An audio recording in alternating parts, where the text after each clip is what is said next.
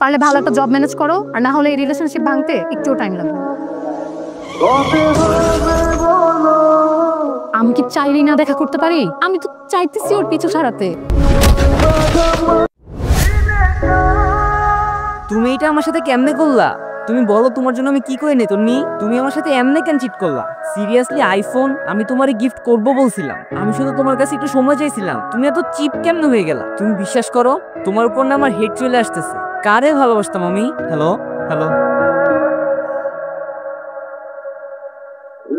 এমনই হয় ব্রাদার, আপনি আপনার লাইফে যাদেরকে সবচেয়ে বেশি ট্রাস্ট করবেন তারাই সবার প্রথমে চাকু মারবে।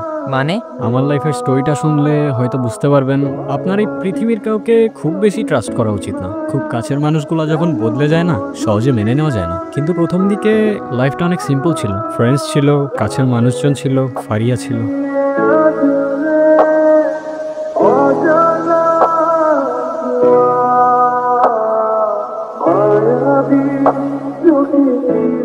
কি চুপ করে থাকার জন্য দেখা করতে আসছো? আচ্ছা তোমাকে আর কতবার বলবো, আমার এক কথা বলতে আর ভালো লাগে না। কোন কথা বারবার বলতে হবে?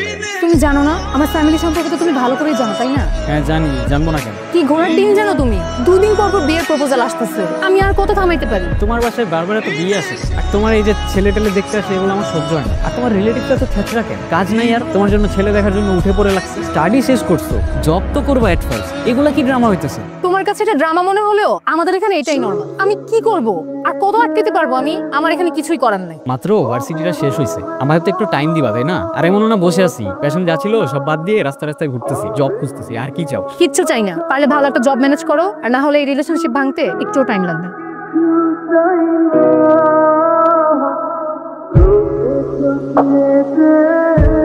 কিরে কই থেকে আসলি? মন মেজাজ ভালো নাই কেন? কিসে? কি করতেছি লাইফে বল? ভার্সিটি শেষ হয়ে গেছে, এখন জব করব। জব করি 4টা বছর প্রাইভেট ভার্সিটিতে কি শিখছি? আমাদের এই এডুকেশন সিস্টেমটা না জাস্ট ফাকড আপ ম্যান। তোর এই সিস্টেমের বিরুদ্ধে অভিযোগগুলো আর গেল না। কেন হবে আর কেমনে হবে? এই যে 7-8 লাখ টাকা দিয়ে প্রাইভেট ভার্সিটি শেষ করলাম, কি পাইলাম এন্ড অফ দ্য ডে? কি পাইলাম? সফটওয়্যার ইঞ্জিনিয়ারিং করতে আসছি ম্যান। আমার কি কোর্স করাইতেছে এগুলা? আর্ট অফ লিভিং, তারপরে সমাজ। আরে সবই তো শিখতে হবে, তাই তো সব ধরনের কোর্স লাগছে। হ্যাঁ, ওই সব শেখার চক্করে যেটা শিখতে আসছি ওটাই শিখতে পারলাম। আর বাসায় তো এগুলো বলতে পারি না। বাসায় যখন বলবো তখন আমি ভিলেন, এতগুলো টাকা কেন নষ্ট করলাম? মিডল ক্লাস ফ্যামিলি থেকে বিলং করি ম্যান। প্রত্যেকটা সেমিস্টারের জন্য টাকাগুলো কেমনে ম্যানেজ করে দিত আমি দেখছি, আর টাকাগুলো দেওয়ার সময় কেমনে ফাটতো তোরে বুঝাইতে পারবো না। আচ্ছা আমি যাই ম্যান, ভালো লাগতেছে না। আবার সকাল সকাল ইন্টারভিউয়ের জন্য দৌড়াইতে হবে। না সারাদিন একটু শান্তি মতো নিঃশ্বাস নিতে পারি, না রাতে পিসফুলি ঘুমাইতে পারি। থাকি। কয়টা বাজে? 1টা। সন্ধ্যা হতে এখনো অনেক সময় বাকি, কিন্তু তখন আমার হাতে সময় ছিল খুব অল্প। ও প্রতিদিনই আমাকে বলতো একটা জবের জন্য ট্রাই করতে, তাও ভালো স্যালারি। 50-60 হাজারের নিচে তো ওর ফ্যামিলি সওদা করবে না। তোমাকে রাতে কতবার কল দিছি আমি, কল পিক করো না কেন? আর এতগুলো যে মেসেজ দিছি, একটা মেসেজেরও রিপ্লাই করো না কেন? তুমি খালি তোমার দিকটাই দেখতেছো, তুমি ভালো করেই জানো আমি কেন রিপ্লাই করতে পারি। আমার সিচুয়েশনটাও তো একটু দেখো। ও আমি আমার দিকটা দেখতেছি, তুমি আমাকে সেলফিশ প্রুভ করতে চাইতেছো তাই না? আমি তোমার সেলফিশ কখন বললাম? প্লিজ কথাগুলো এমনি তুমি টুইস্ট করো না। ওকে করলাম না তো বলো আমাকে যে কি এমন মহৎ কাজ করতেছিলা যে আমার মেসেজে রিপ্লাই করতে পারো নাই? পারিয়া প্লিজ। হ্যাঁ বুঝছি, এবারও ইন্টারভিউতে কিছু হয় নাই তাই তো? জবটা হয়েই গেছিল, কারণ আমার এক্সট্রা স্কিল হিসেবে গ্রাফিক্স ডিজাইনটা ছিল, কিন্তু স্যালারি 12,000 টাকা। এখন পর্যন্ত জবটা হওয়ার চান্স আছে। আমি কি করবো? আমার একটু সাজেশন দাও না। কি তোমার মাথা খারাপ হয়ে গেছে? তুমি আমাকে জিজ্ঞেস করতেছো সাজেশন দিতে, আর 12,000 টাকা? 12,000 টাকা দিয়ে কি হয়? আমি কি করবো আমি বুঝতেছি না।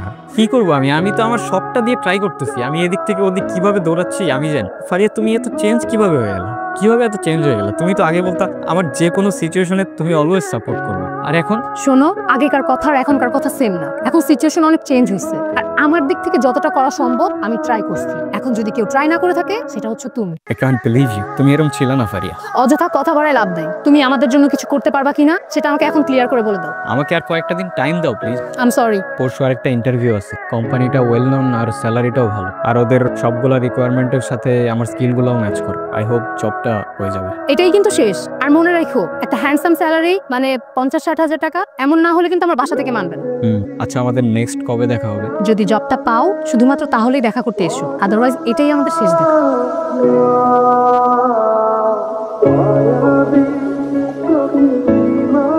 কিরে এতক্ষণ ধরে কি ভাবতেছিস? তোর একটা কোশ্চেন করি, কর। মিডল ক্লাস লাইফটা এত কমপ্লিকেটেড কেন বলতো? জানি না, কারণটা আমিও জানি না, কিন্তু একটা জিনিস জানি, এই কমপ্লিকেটেড লাইফের একটাই সলিউশন, টাকা।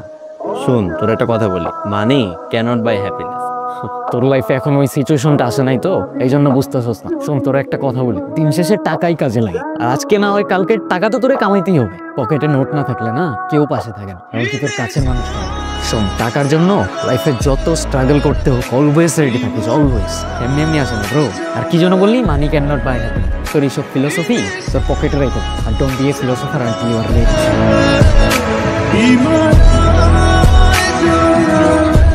দিন দিন লাইফটা অনেক কমপ্লিকেটেড হয়ে যাচ্ছিল। সব কিছু কেমন যেন আমার এগেইনস্টে চলে যাচ্ছিল। সবকিছুই বুঝলাম, কিন্তু আপনার এই অবস্থা কিভাবে হলো? এই অবস্থা বলতে মানে ব্লাইন্ড। সেদিন ইন্টারভিউয়ের জন্যই যাচ্ছিলাম, মনের মধ্যে অনেক বড় একটা ভয় কাজ করতেছিল। কিন্তু ভয়টা ইন্টারভিউয়ের জন্য না, ফারিয়াকে হারানোর। প্রচুর কনফিউজ ছিলাম, বারবার সব কিছু গুগল থেকে রিক্যাপ করতেছিলাম। কিন্তু হঠাৎ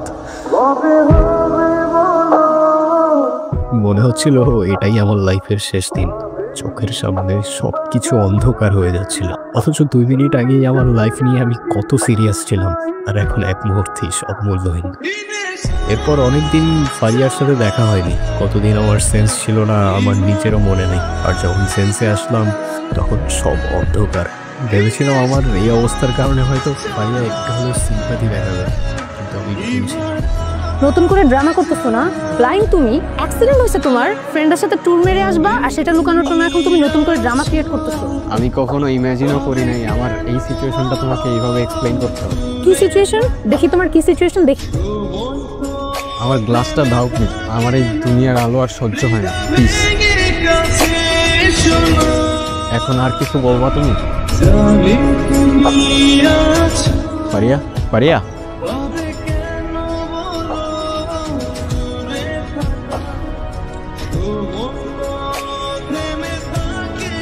এরপর থেকে সবকিছু চেঞ্জ হতে শুরু করলো। সিচুয়েশনস আর সাথে মানুষ করলাম, ফ্রেন্ডসদের আর আমার সাথে দেখা করার জন্য সময় হতো। ফারিয়া আর আগের মতো বিয়ের প্রেশারও দিত না।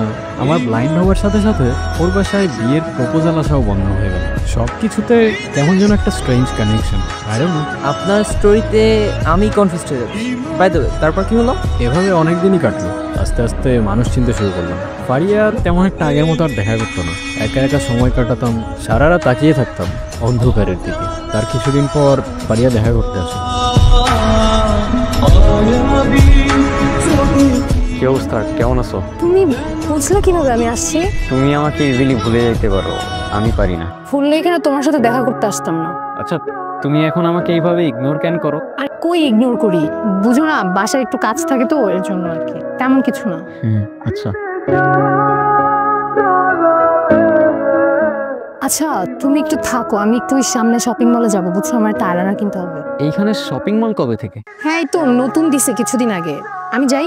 আমার সাথে যাও, আমিও যাই। তুমি বুঝোই তো এখন। ও আচ্ছা, হ্যাঁ সরি, মাথায় ছিল না। আমি তো এখন। আচ্ছা তুমি ওয়েট করো, আমি যাই। তুমি এখানে আসছো কেন? তুমি এখানে কেন? তোমার না বলছি ওর সাথে দেখা করবো না? তুমি কি আমার সাথে ডাবল গেম খেলতেছো? আমি কি চাইলেই না দেখা করতে পারি? আর হঠাৎ করে কেমনে কি করব আমি? আমি তো চাইতেছি ওর পিছু ছাড়াতে, পারতেছি বলো? ট্রাই করলেই পারো। মানে কিভাবে? তোমার কিচ্ছু করতে হবে না, আমি সব সেট করে রাখছি। Just তুমি আমার কথা বলে শোনো, আমাকে ফলো করো। চলো। কোথায়? আরে অনেক বাজে, আর তোমাকে কিছু কথাও বলার ছিল ইম্পর্টেন্ট। চলো। কি কথা? হাঁটতে হাঁটতে বলি। তুমি কি বলবা বলছিলা? হ্যাঁ হাঁটো, বলতেছি। কি হইছে? আমাদের সাথে কি আর কেউ আছে? আরে না, আমাদের সাথে আর কি থাকবে? আমি স্মেল পাচ্ছি। আরে কি বলতেছো তুমি? চলো না, কেউ নাই আমাদের সাথে। তুমি নাকি ইম্পর্টেন্ট কথা বলবা বলছিলা, বলো না কি বলবা।